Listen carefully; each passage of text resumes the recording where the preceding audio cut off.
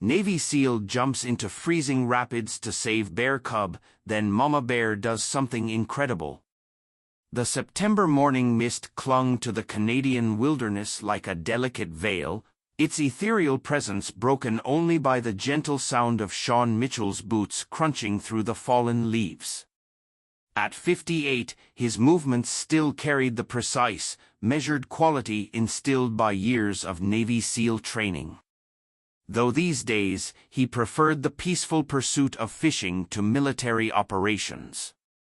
His favorite spot along the Vermilion River had become a sanctuary since retiring to Thunder Bay, Ontario. The locals thought him peculiar, an American veteran choosing the solitude of the Canadian wilderness over Florida's warm shores. But Sean found healing in these quiet waters. "Just another day in paradise," he muttered to himself, adjusting the worn fishing vest that had accompanied him through countless early mornings. The familiar weight of his tackle box in one hand and rod in the other provided a comforting rhythm to his trek. The first hint that this day would be different came with the unusual silence of the forest.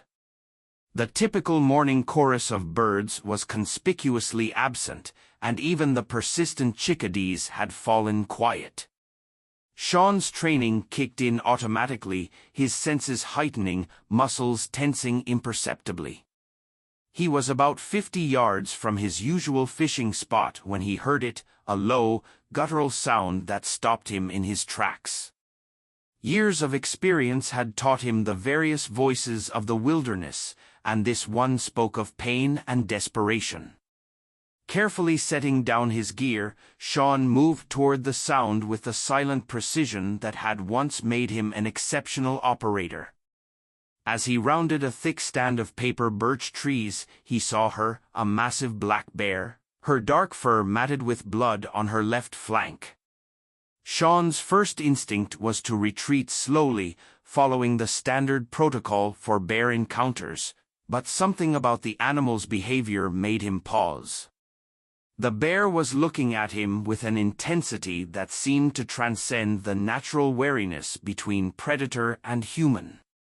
She moved slightly, revealing a deep gash along her side, likely from a confrontation with another bear or a run-in with human debris. "Easy there, Mama," Sean whispered, his voice barely audible above the river's constant murmur. The bear's ears twitched at his words, but she made no aggressive move.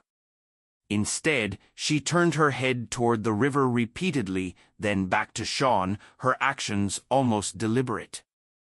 That's when he heard the second sound, a high-pitched whine carried on the wind, coming from the direction of the rapids. The mother bear's behavior suddenly made sense. She wasn't just injured, she was asking for help. Moving with careful precision, Sean edged closer to the riverbank. The morning mist was beginning to lift, revealing the treacherous waters below. There, trapped on a partially submerged log about 30 feet from shore, was a small black cub, its tiny form trembling as it clung desperately to the slick wood. Quickly assessing the situation, Sean noted that the rapids at this section of the river were known for their strength, especially after the recent rains.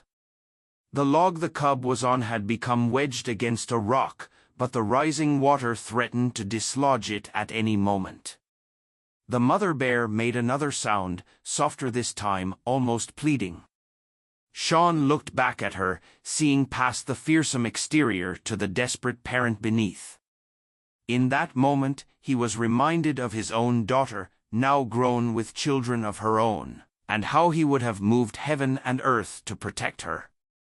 "Okay, Mama," he said, already shrugging off his outer shirt. "I guess retirement's going to have to wait another day."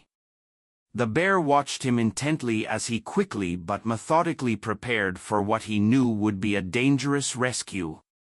His mind raced through his old training, calculating angles, assessing currents, and planning contingencies. The water would be barely above freezing, and he'd have precious little time before hypothermia became a factor. Looking back at the injured mother bear, Sean spoke softly but firmly. "I'm going to help your little one, but you need to trust me. Can we have that understanding between us?" As if in response, the bear lowered herself to the ground, her eyes never leaving Sean, but her posture communicating a strange acceptance of his presence. "Well," Sean muttered, securing his boot laces and testing the strength of his belt, "this is either going to be the dumbest thing I've done since retiring or the most worthwhile." The sound of cracking wood from the river spurred him into action. The log was starting to give way, and the cub's frightened cries were growing more desperate. There was no more time for planning. It was time to act. The shock of the cold water nearly took Sean's breath away as he waded into the river. Despite the September sun warming the air, the water retained its bone-chilling temperature, a reminder of the glacial lakes feeding this system. "Just like BUD/S training," he muttered through clenched teeth, referring to his SEAL preparation years ago. "Except I was a hell of a lot younger then." The first 15 feet were manageable, the water reaching just above his waist. Sean kept his movements deliberate, using his experience to read the river's patterns. Behind him, he could hear the mother bear's anxious huffs, but he forced himself to focus solely on the task ahead. The cub had spotted him now, its small black eyes wide with fear. The tiny creature couldn't have been more than 4 months old, and its waterlogged fur made it look even more vulnerable. "Hang on, little guy," Sean called out, his voice steady despite the cold. "Just keep holding on." As he moved deeper, the current's true strength became apparent. The riverbed dropped away suddenly, forcing him to swim.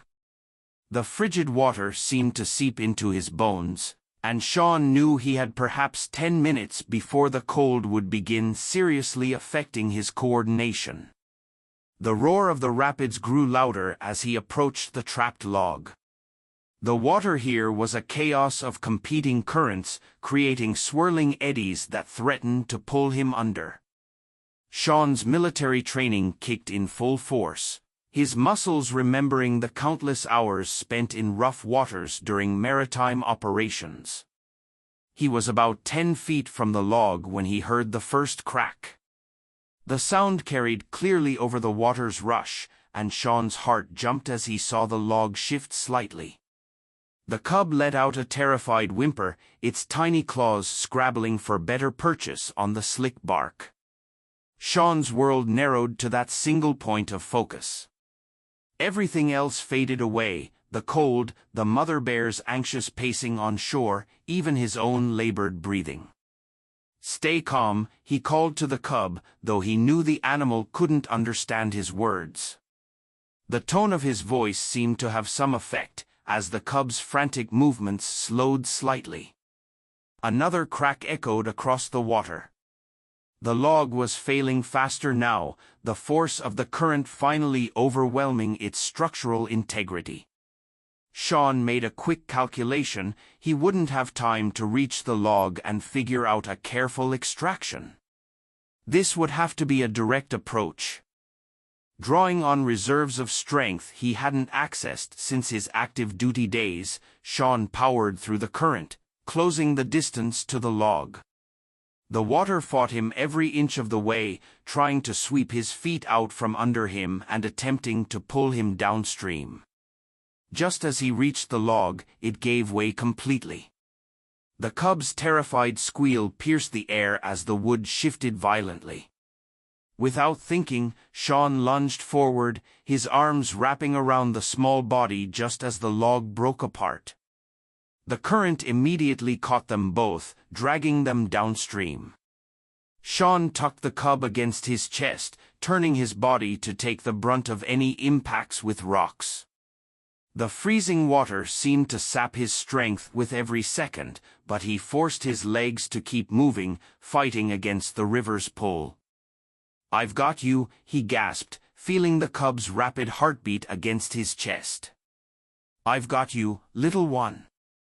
Using every ounce of his training and experience, Sean began working his way toward the shore, letting the current assist him rather than fighting it directly. It was a technique he had learned in countless water rescue operations: work with nature rather than against it. The mother bear was following their progress along the shoreline, her injury seemingly forgotten in her concern for her cub. Her presence actually helped Sean orient himself, giving him a fixed point to work toward. After what seemed like an eternity but was probably less than a minute, Sean's feet found purchase on the riverbed. The current was still strong, but he could stand now, holding the cub high above the water as he fought his way toward the shore. The final few steps were perhaps the hardest, with the river seemingly determined to claim one last victory. Sean's legs trembled with exhaustion and cold as he finally stumbled onto the rocky bank, still cradling the shivering cub. The mother bear approached cautiously, her movements hindered by her injury. Sean gently set the cub down, and it immediately scampered to its mother, seeking warmth and comfort. The reunion would have been touching if Sean hadn't noticed how badly the mother bear was now struggling. "You're hurt worse than you let on, aren't you, girl?" he muttered, his trained eye catching the way she favored her left side. The initial wound he'd spotted was actually part of a larger injury that wrapped around her flank. Now that the immediate crisis had passed, her adrenaline was fading. Sean knew he needed to warm up and change his clothes, but the bear's condition was deteriorating rapidly. He made his way back to where he'd left his gear, his movements stiff from the cold. His hands shook as he retrieved his satellite phone from his waterproof bag, standard equipment for his remote fishing trips. "Thunder Bay Wildlife Response, this is Carol," came the answer to his call. "This is Sean Mitchell," he responded, his teeth chattering. "I'm about 3 miles up the Vermilion River from Johnson's Landing. I've got an injured black bear with a cub. Mother's in bad shape, possible puncture wounds and lacerations along the left side. Cub's been in the water but seems okay." Carol's voice sharpened with professional interest. "Can you safely maintain visual contact?" "Affirmative," Sean replied, falling naturally into military terminology. "Mother bear seems to understand I helped with the cub. She's non-aggressive but fading fast. Stay on the line, Mr. Mitchell. I'm dispatching our emergency response team now." While waiting, Sean changed into his spare clothes and worked to get his body temperature back to normal. The mother bear had lain down about 30 feet away, her cub snuggled against her. Her breathing was becoming labored, and Sean could see she was fighting to stay conscious. "Hang in there, Mama," he called softly. "Help's coming." The sound of an approaching helicopter broke the morning stillness about 20 minutes later. Sean stood, waving his bright orange emergency vest to guide them to the location. The mother bear lifted her head at the noise but seemed too weak to show much concern. The wildlife response team worked with impressive efficiency. 2 veterinarians approached the bears while their assistants set up a mobile treatment station. Sean watched as they quickly assessed the situation and prepared their equipment. "The cub seems all right," one of the vets called out, "but the mother's got a severe infection from these wounds, probably been festering for days. She's also showing signs of exhaustion and possible internal injuries." They worked swiftly to sedate both bears, knowing they needed to treat them together to minimize stress. Sean found himself holding his breath as they loaded the mother and cub onto special stretchers, his heart aching at how small and vulnerable they looked. "We'll take them to our wildlife rehabilitation center," Carol explained, having arrived with the team. "The mother needs immediate surgery and intensive care, but her chances are good, especially given her obvious will to live. She kept going despite these injuries just to save her cub. Sean nodded, understanding all too well the power of a parent's love. "Will you let me know how they do?" he asked, surprising himself with how invested he'd become in their fate.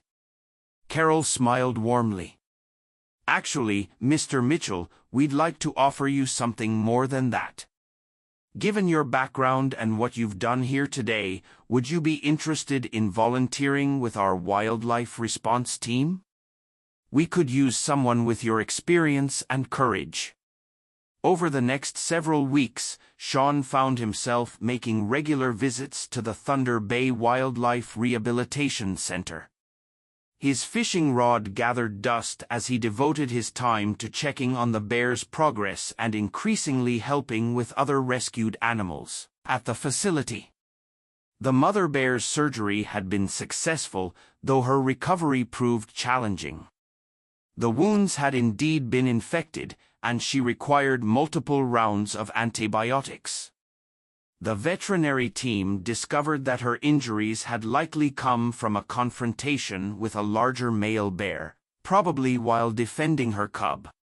"She's a fighter," Dr. Sarah Hahn, the lead veterinarian, told Sean during one of his visits. They were observing the bears through a one-way window in their recovery enclosure. "Just like someone else I know who jumped into freezing rapids." Sean smiled. His impromptu rescue had become something of a legend among the center's staff, though he consistently downplayed his role. "How's the little one doing?" "See for yourself," Sarah replied, gesturing to where the cub was attempting to climb a small tree they'd placed in the enclosure. "No lasting effects from the river incident, though we've noticed he's developed quite an aversion to water," she added with a chuckle. The mother bear, whom the staff had named Luna, was resting nearby, her watchful eyes never leaving her cub. The horrible gash in her side was healing well, though her black fur was still patchy where they'd had to shave it for surgery. "Luna's strength is improving daily," Sarah continued. "We've started her on a rehabilitation program to build back her muscle tone. The goal is to release them both back into the wild before winter sets in." Sean found himself oddly emotional at the prospect. Will they be safe out there? The male bear that attacked them might still be in the area. Sarah nodded understandingly. "We've thought of that. We're planning to release them in a different territory about 50 miles north. It's actually better habitat, with fewer human interactions and more natural food sources." Over the following month, Sean became increasingly involved in Luna and her cub's rehabilitation.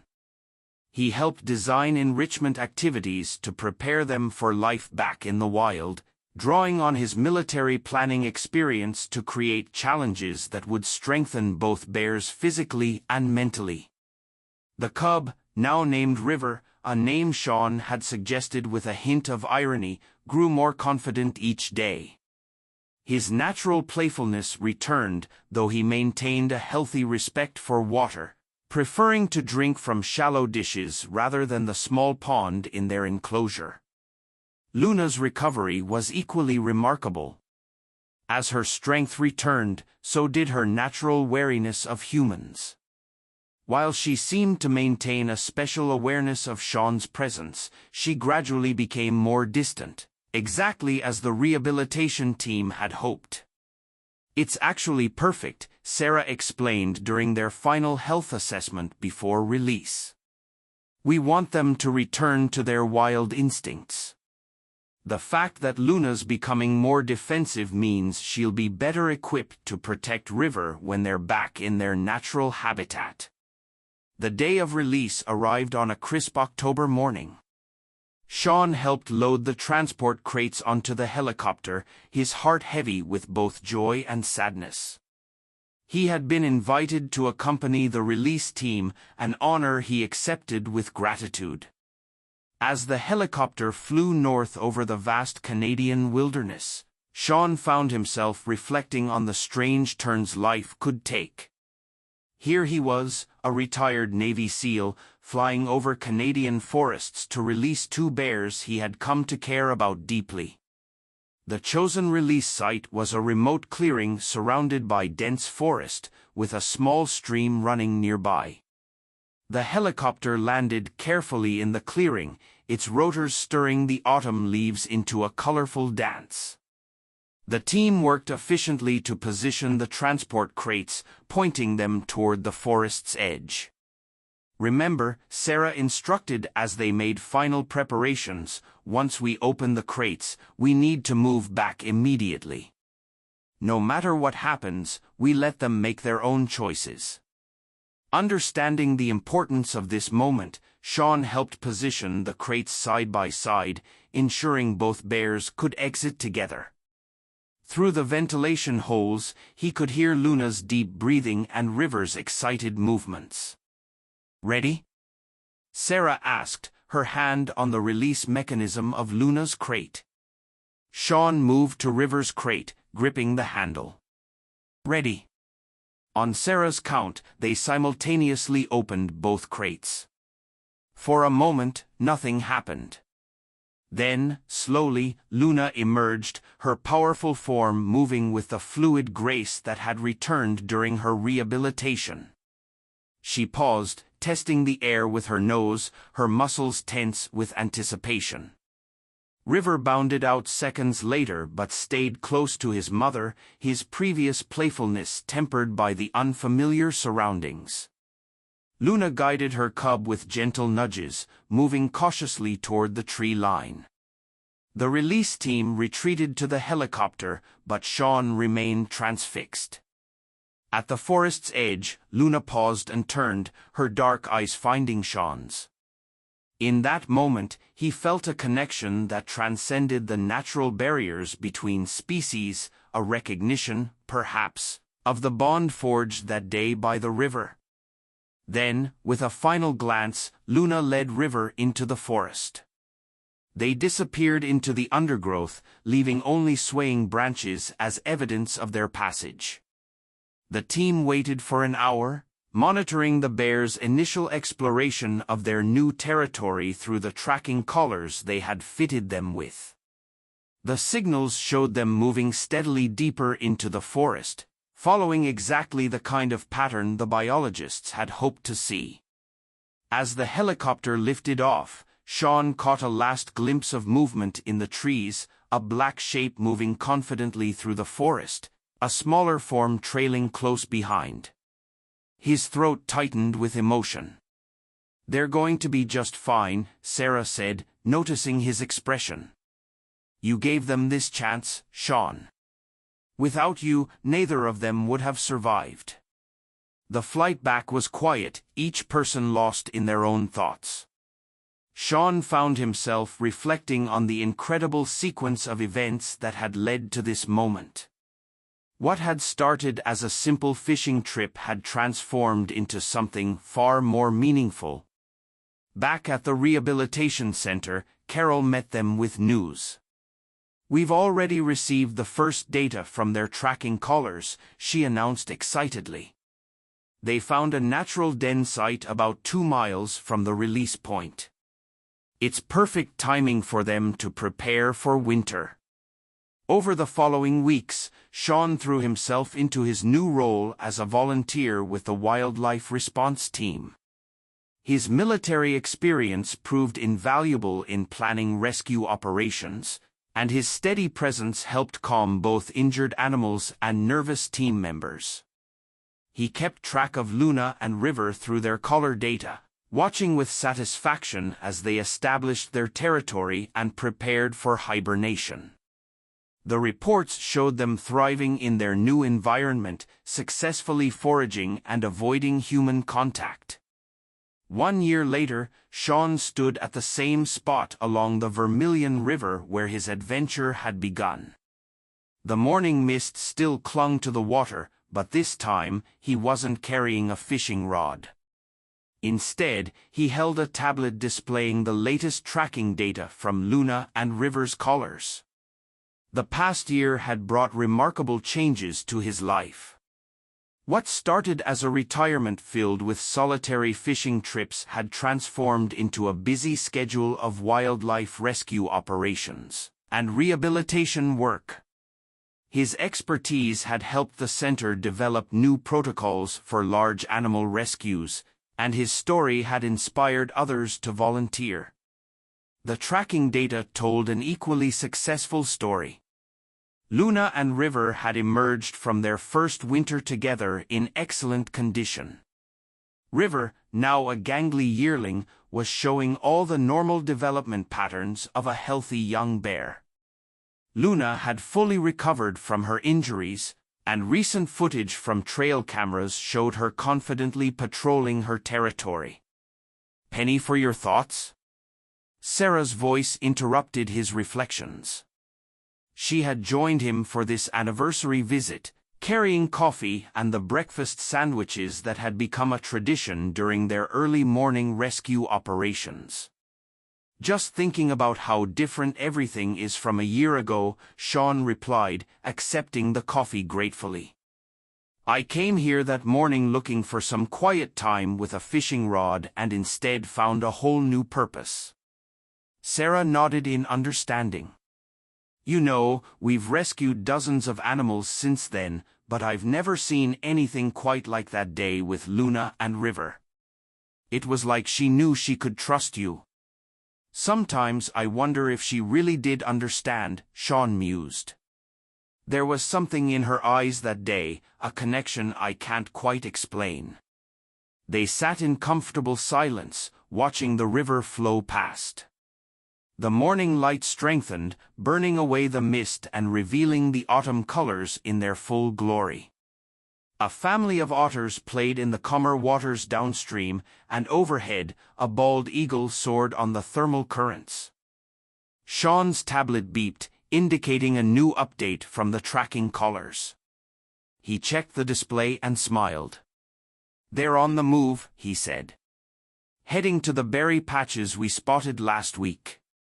Luna's teaching River all the best foraging spots before winter." "Speaking of winter," Sarah said, "Carol wanted me to ask if you'd consider taking on a bigger role at the center. We're expanding our emergency response team, and we need someone to train new volunteers.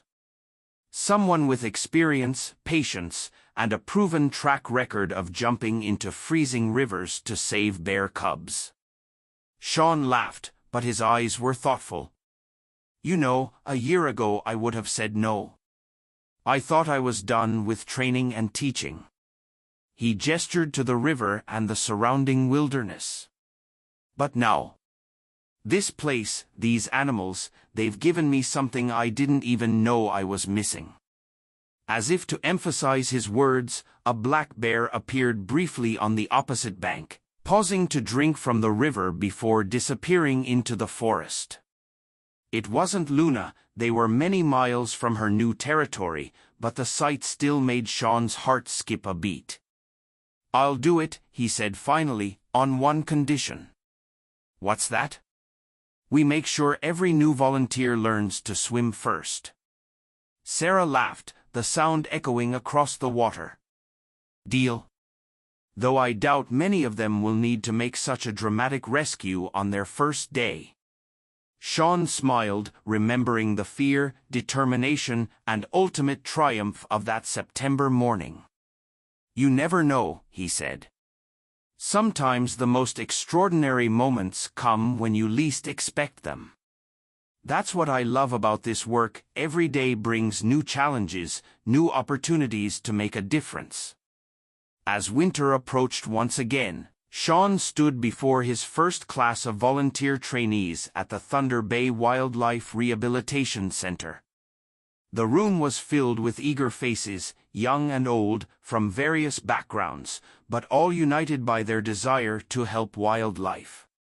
"Before we begin," Sean said, clicking to the first slide of his presentation, "I want to tell you a story about a fishing trip that never happened. A photo of Luna and River appeared on the screen, taken during their rehabilitation. It's a story about second chances, trust, and the extraordinary connections we can form with the wild creatures who share our world. As he recounted the events of that September morning, Sean could see his own initial doubts and subsequent transformation reflected in the faces of his students. When he finished, a young woman raised her hand. "Whatever happened to Luna and River?" she asked. Sean smiled and switched to a recent trail camera photo. "This was taken last week," he said proudly. The image showed Luna, strong and healthy, teaching her new cubs, River's younger siblings, how to forage. River himself had struck out on his own, establishing a territory several miles away, exactly as a young male bear should. "The wilderness can seem harsh and unforgiving," Sean continued, "but it's also filled with incredible resilience and renewal. Our job isn't to tame it or control it, but to help maintain the delicate balance that allows all creatures, including humans, to thrive." After class, Sean walked to his favorite spot behind the center, where a small memorial bench had been placed overlooking the rehabilitation enclosures. The plaque read, "For all those who answer the call of the wild with courage and compassion." As he sat there, watching the sunset paint the sky in brilliant oranges and pinks, Sean reflected on how one moment, the choice to help rather than turn away, had changed not only his life but the lives of countless animals. The center's rescue success rate had improved significantly with the implementation of his training programs, and their volunteer base had doubled. A familiar beep from his tablet drew his attention. Luna's tracking collar was sending its evening update. She and her new cubs were settling into their den for the night, safe and secure in their wilderness home. River's signal showed him patrolling his territory, growing into the strong, independent bear he was meant to be. "Good night, old friends," Sean whispered to the darkening sky. Then he gathered his things and headed home, ready for whatever tomorrow's adventures might bring. After all, in this line of work, you never knew when another fishing trip might turn into something extraordinary.